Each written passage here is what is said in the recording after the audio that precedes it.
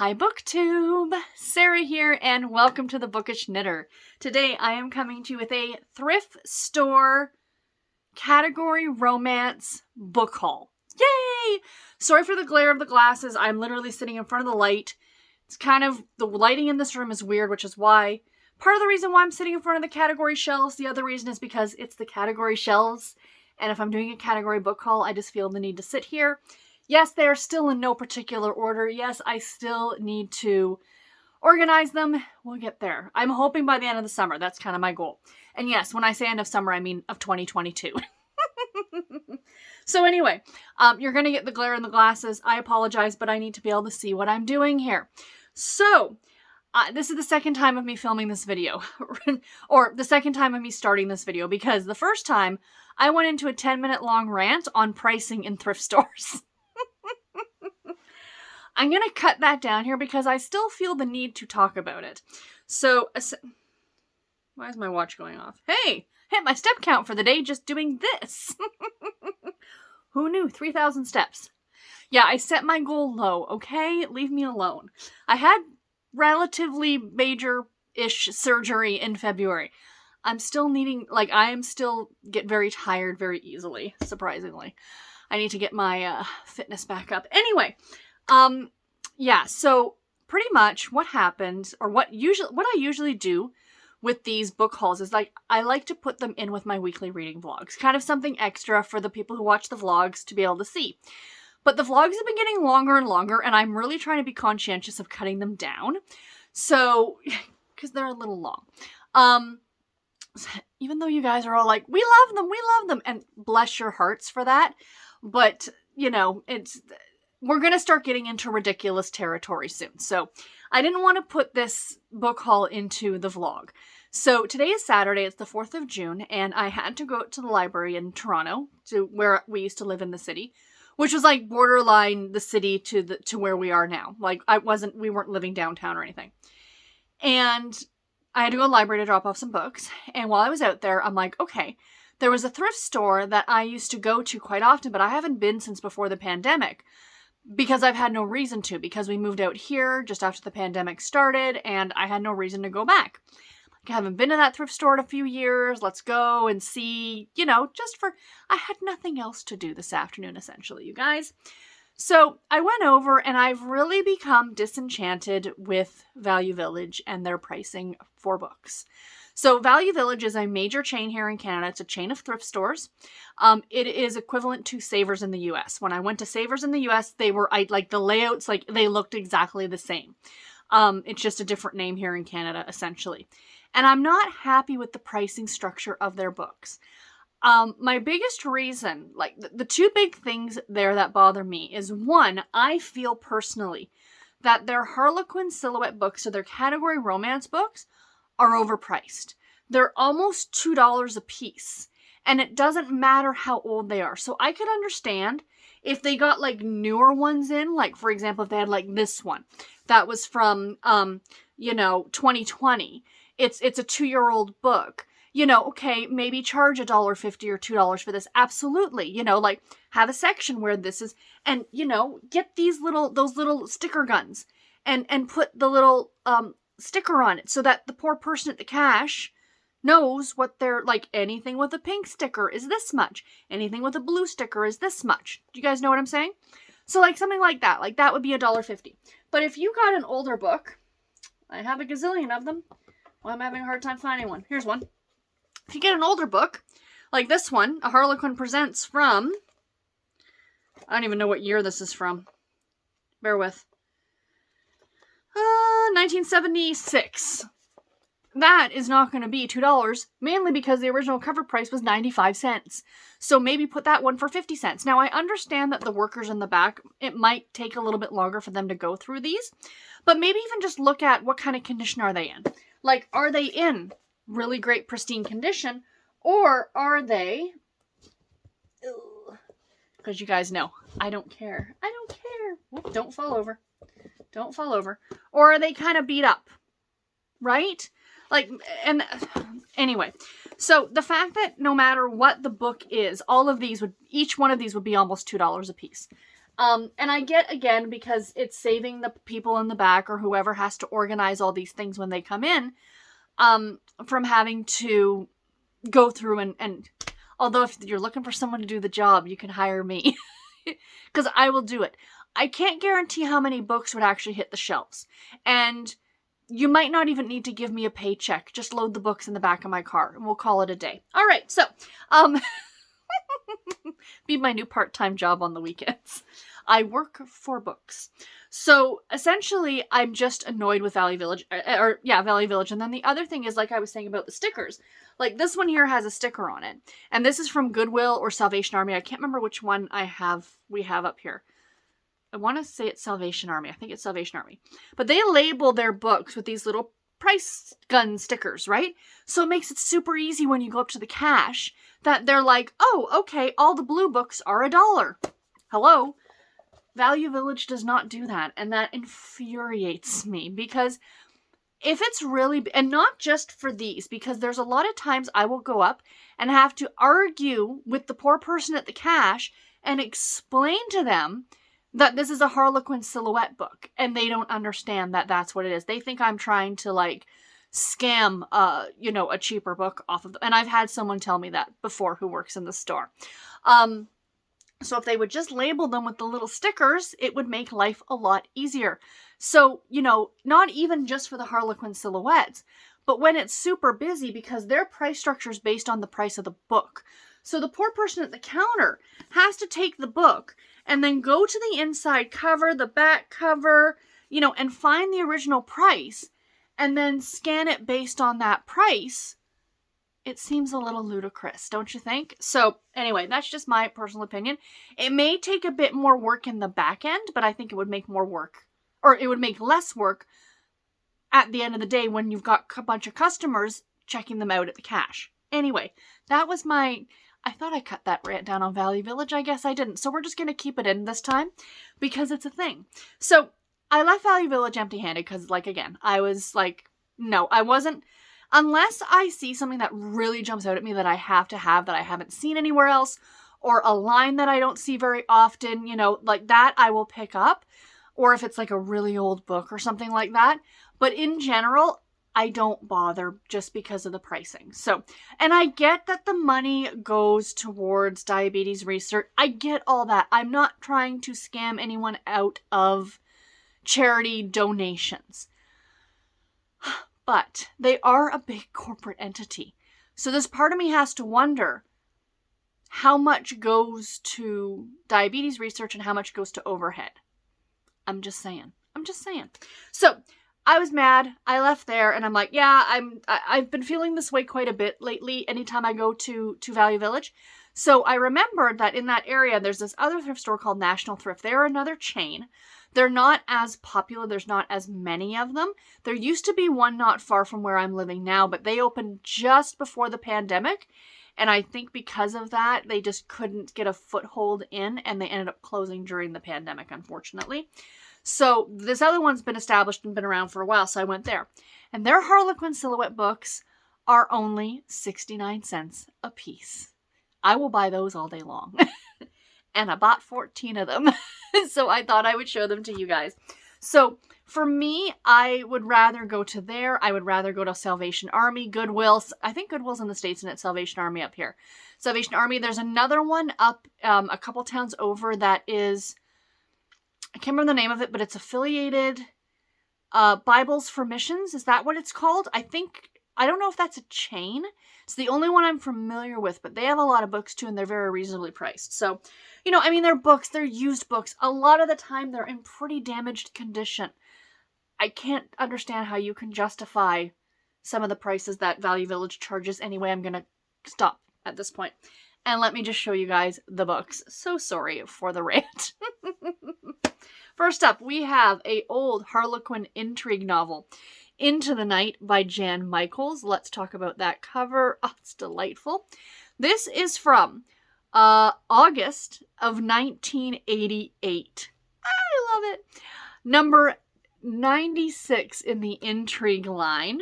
Oh, and that cover. Romance, suspense, and adventure, it says. Now you see a corpse, now you don't.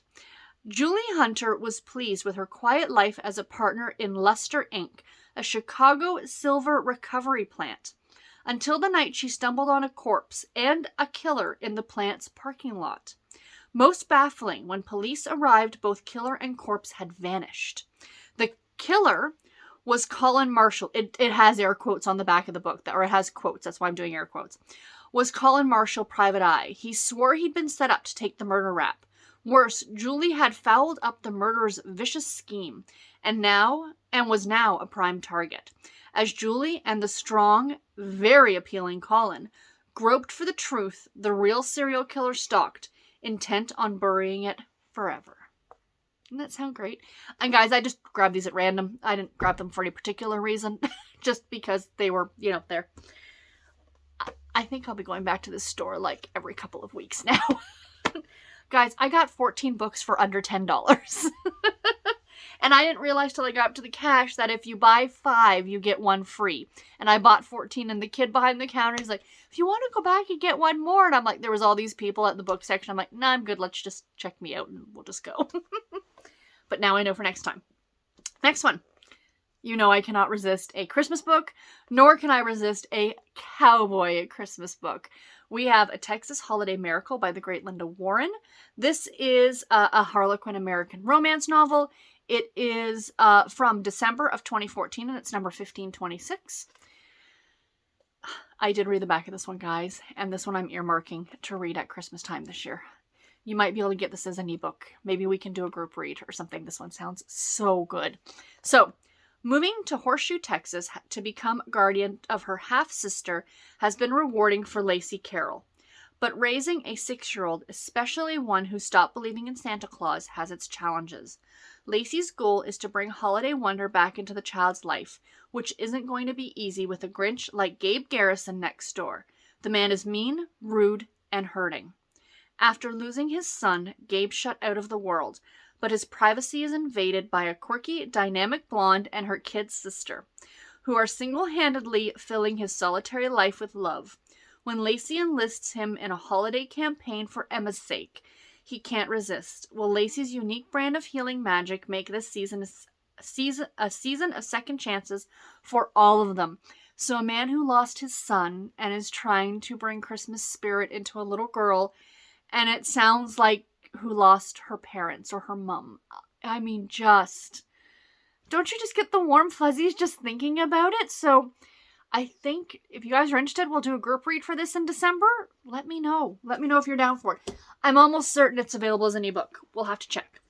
Next up, another older Harlequin intrigue. We got Night Wind by Amy Thurlow.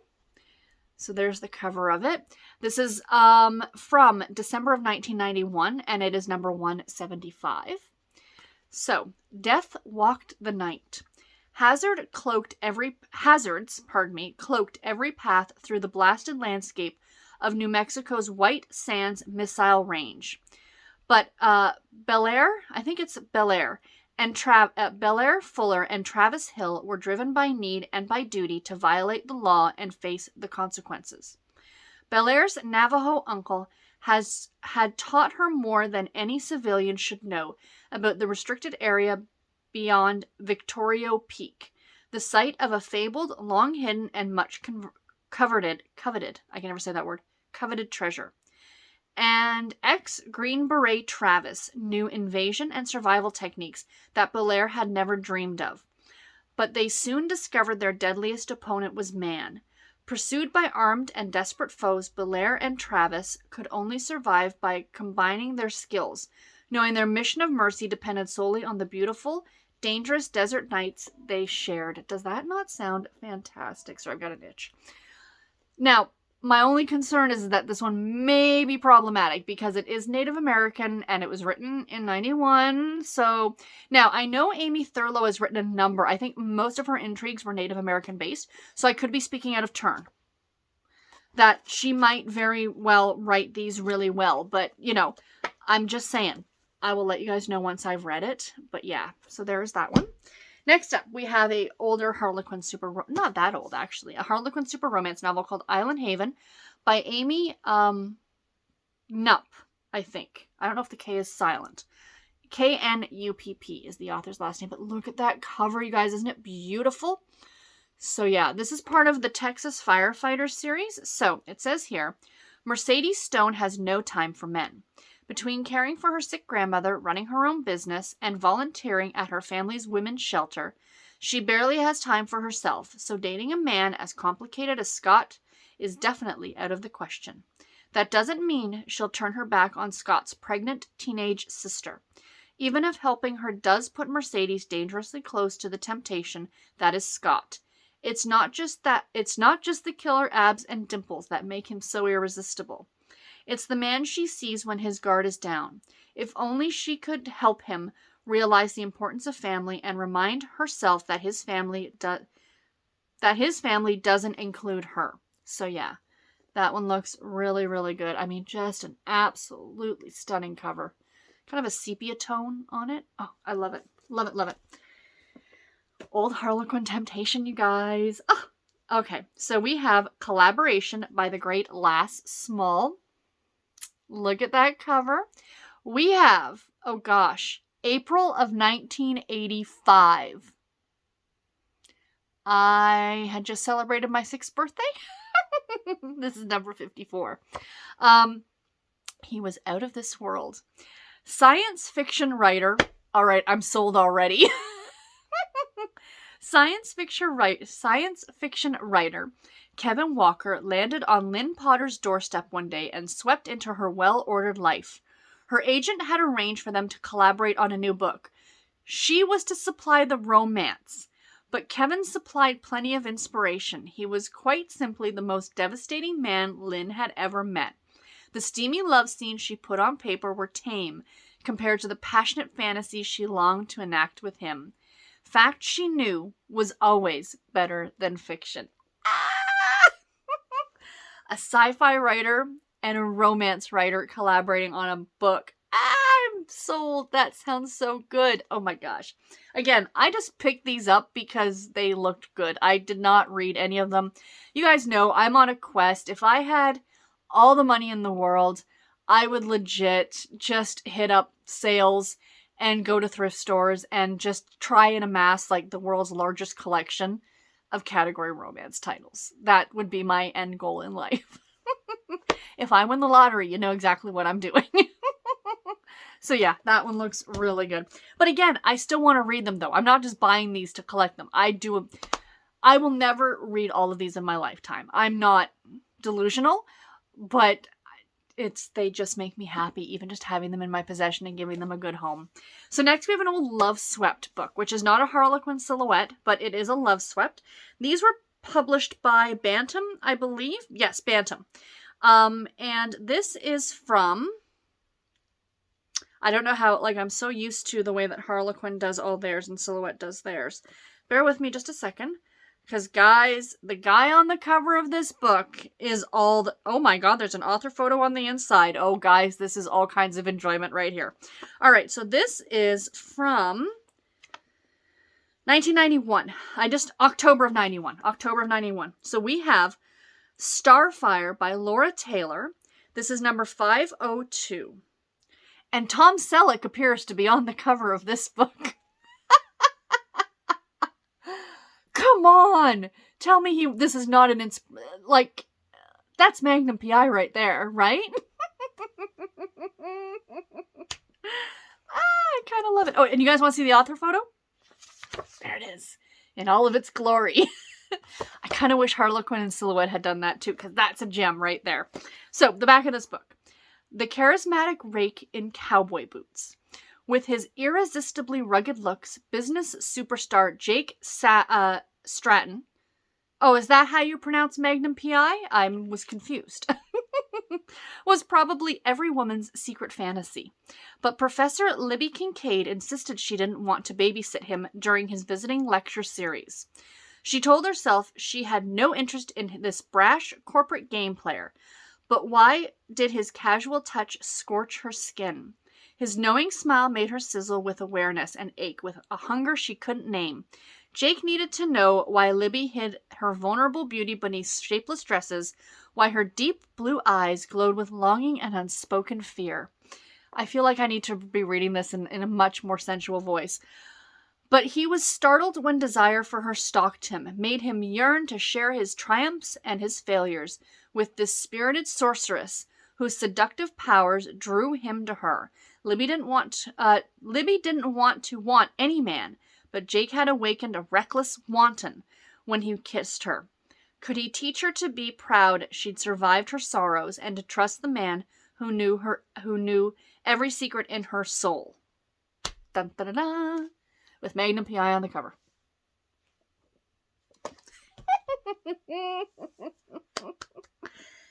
You guys ask why I buy these, why I love these. This is why. They're brilliant. They're absolutely brilliant. Next, we have an old Harlequin super romance, which looks so good. So this is from March of 1989. And this is Shadow on the Sun by Lynn Erickson. It is number 347. Looks kind of creepy, right? Like, wow. It was no vacation. There's even, like, look at the back cover. Is that like a Mayan ruin and like some plain and a pretty flower? But like, look, like, right? I do, like, they're gorgeous. They're works of art, honestly. Lucy Hammond's boyfriend had his nerve. Instead of joining her in Cozumella's plan, he'd sent his buddy, hockey pro Jeff Zanuck, in his place. Jeff was just supposed to entertain Lucy. Entertain how? Until Roy arrived. Well, how many guys is this girl hooking up with? But then a cool $500,000 turned up in her hotel room, and the next day, a body appeared. Fleeing for their lives, Jeff and Lucy discovered an unexpected attraction. Soon Jeff didn't know which was more dangerous, the faceless men stalking them, or the love he had for his best friend's girl. Kind of sounds like a Romancing the Stone scenario, in a way. Like in this like kind of exotic location. I don't know. Well, when did Romancing the Stone come out? The late 80s, right? Early 90s? I bet you there was probably a run of romance novels around that time based on that kind of a scenario, you know what I mean? So, yeah, for a super romance, like, the intrigue part of it, like, they really did a lot of these intrigue type things back then with the super romances, which I kind of loved, so I'm looking forward to getting to that one. I knew this video was going to be real long, you guys. I'm sorry, I hope you're enjoying this as much as I am. We have another old Love Swept, and I am so excited because this is by an author that I am very familiar with. But unfortunately, we don't have Magnum PI on the cover again. Sorry, guys. Sorry. So this is a bit later in the run. This came out in January of 1998. And this is Freedom's Price by the great Suzanne Brockelman. Treasured Tales. Is that 6? Is that a 6 in Roman numerals? The VI? Is that 6? Or is that 4? 4 would be the I before the V, right? Except after C. I don't know. Could a revolutionary used to running wild win? I feel like there needs to be some grammatical things done to that first sentence. Could a revolutionary used to running wild, comma, win the heart of a world-weary journalist? I'm assuming. Okay. Liam Bartlett had nearly lost his life in San Salento, and for 5 years the correspondent had done his best to silence his ghosts. But when Marisha arrived in Boston, all his memories returned, along with the white-hot hunger for the young rebel who'd hidden him and kept him alive.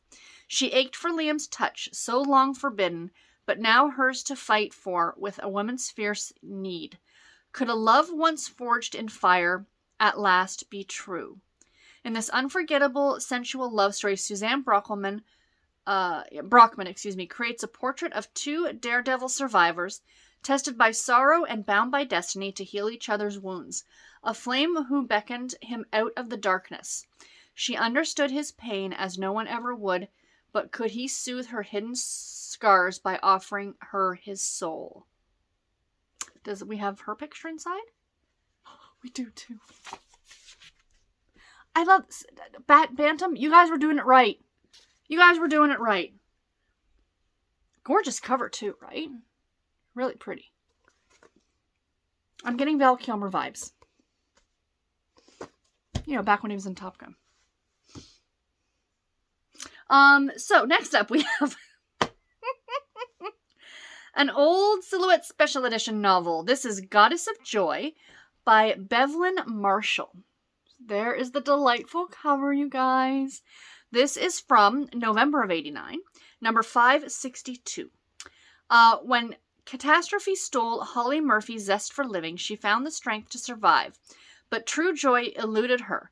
Then one day she stumbled upon a curious oriental carving dubbed the Goddess of Joy. Ancient lore claimed the figure held the key to happiness. Holly gave the legend little credence until handsome Viral contractor, Viral, Virile. V-I-R-I-L-E. I know the word. I know I'm mispronouncing it. Philip Irons began hotly pursuing her. At once she experienced the long-forgotten blush of youthful exuberance, and in Philip's arms she could no longer resist life's sensual tug.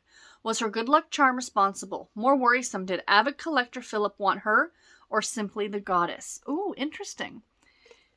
And the pictures continued on the back. Oh, I love it. I love it. I love it. I love it. Next, an older Harlequin romance. This is The Turquoise Heart by Ellen James. I just thought the title sounded really cute. So there's the cover. This is from August of 1990, and it is number 3069 in the Harlequin romance series. For those of you who are interested, these are the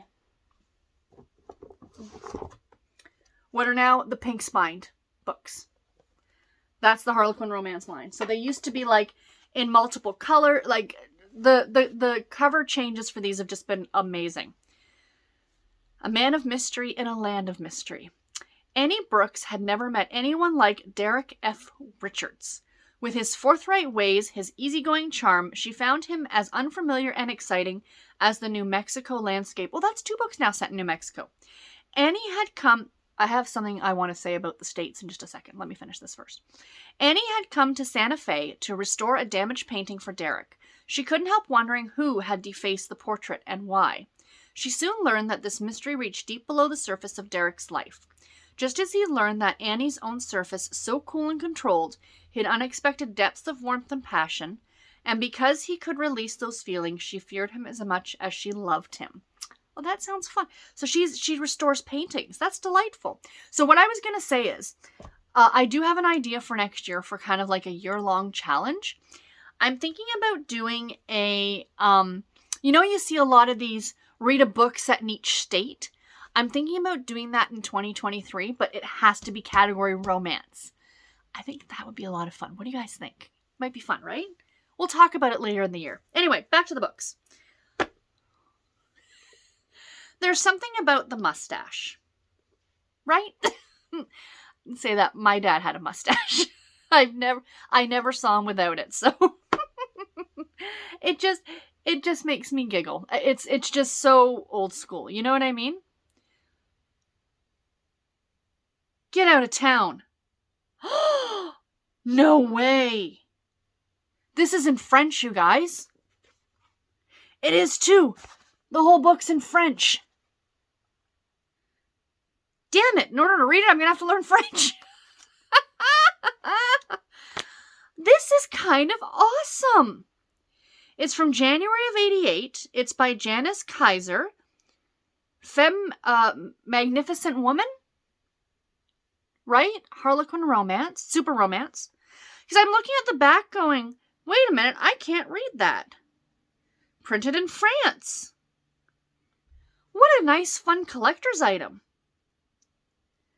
I wonder if this was sold in Quebec. I wonder if do I have any viewers from Quebec who lived in Quebec way back in the 80s and 90s? Did they sell Harlequin and silhouette romances in French? I'm curious. Could you let me know in the comments below? I'm very, very curious about that. Because here in Canada, we have 2 official languages, English and French. And every single thing that you buy in stores has to have both English and French on it. Sorry, I just finished eating this. It's not garbage sitting around my room, guys. I literally finished this yesterday. My solid white chocolate bunny from Easter. But if you'll notice, it says solid milk-flavored confection, and then underneath it says it in French. So we need to show both here in Canada. But I'm now extremely curious if, for my Quebec viewers, if there are any of you, whether they sold these in both English and French. And do they now? Like, if you go to La Walmart now, I failed French in school, you guys. My teacher passed me in grade 9, because we had to take at least one class of it in high school. And my teacher passed me in grade 9 in my first year of high school because she felt sorry for me, because she knew I tried and I couldn't do it. So anyway, that is so interesting. Oh, I'm just so happy to have this as like the collector's edition. Now I want to go and buy like the English language edition and have both of them. That'll be super cool. So I can't read the back of that one for you guys. I do apologize. But I'm pretty sure that's Magnificent Woman. I'm very excited. I have to go on Thrift Books. And buy an English copy.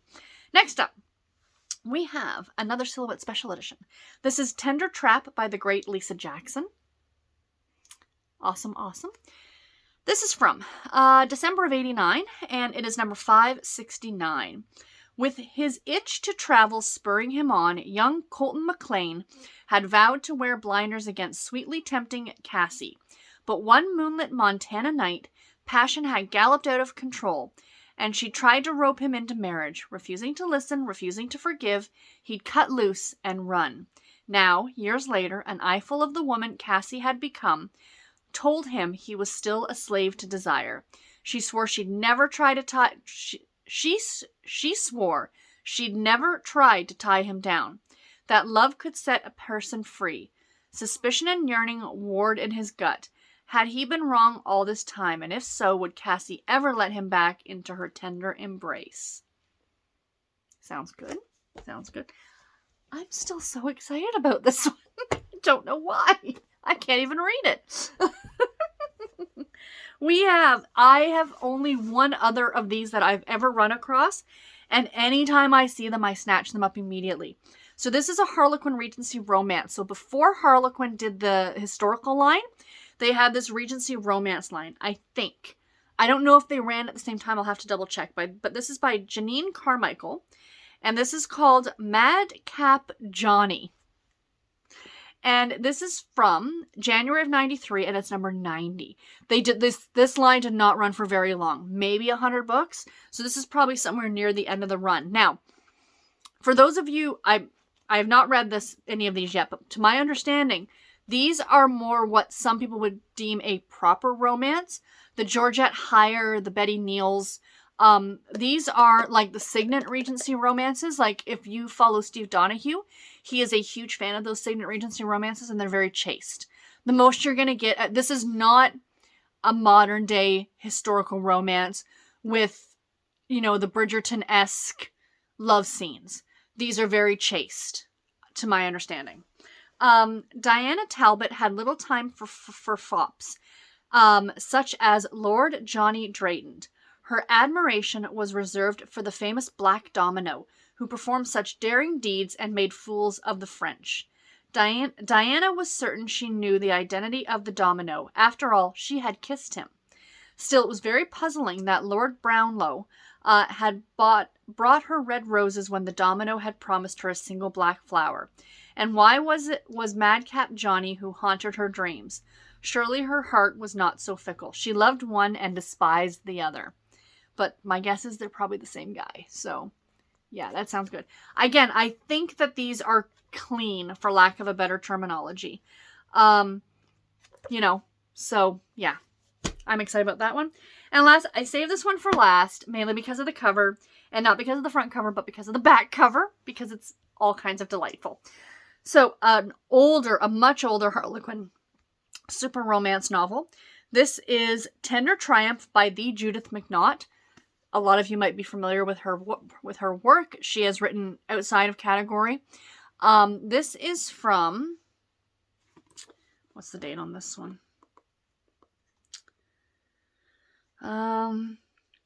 November of '83. Number 86. And there's the cover. I'll show you guys the back cover in just a second. This says, lightning can't strike twice. Or could it? What did Katie Connolly really know about Ramon? There was so much to learn and so little time. They were exact opposites in every way. Katie, independent, contemporary, successful career woman. Ramon, domineering and deeply traditional. Yet by far the most exciting, alive man she had ever met. The irresistible chemistry between them was rushing them towards a commitment Katie could hardly deny, yet barely cope with. Now Ramon wanted to take her home, to Puerto Rico. Katie panicked. If only she could look ahead to the promising future instead of looking back into a devastating past. So it sounds like, I mean, this is from 83, right? Sounds like, I don't want to use it, but like caveman. Like, do you know what I mean? Like, I am the dude and you're going to be barefoot and pregnant in the kitchen. And is she going to fight him on that because she's a career woman and she's, you know, contemporary and all these things? And, you know, he's from like that old, more traditional type family background. So the reason though, why is there a priest on the back cover? Why? Look at the front cover. Again, shirtless guy, almost half naked woman. She's essentially wearing his shirt. Let's be real. And a priest on the back, because why not? I love these books so much. They just make me so happy. So guys, that's it. 36 minutes later. I'm glad I didn't add this to the vlog. I hope that you guys enjoyed this and had a few laughs, because as much as I love these books, I can appreciate how ridiculous some of them can be. And I'm going to look more into this French one, and I'll report back on this one as soon as I get some more information. But anyway, guys, that is all that I have for this video today. I do hope that you enjoyed it. Let me know in the comments below. Any of these, would you, you know, like, which one should I read? Like, which one should I start with? And would you all be interested, again, in doing a Christmas read-along of this book? Put a Christmas emoji of some kind in the comments below and let me know. And I might set that up for December. So yay. But anyway, guys, that's it. I'll talk to you in my next video. Take care and happy reading, everybody. Bye.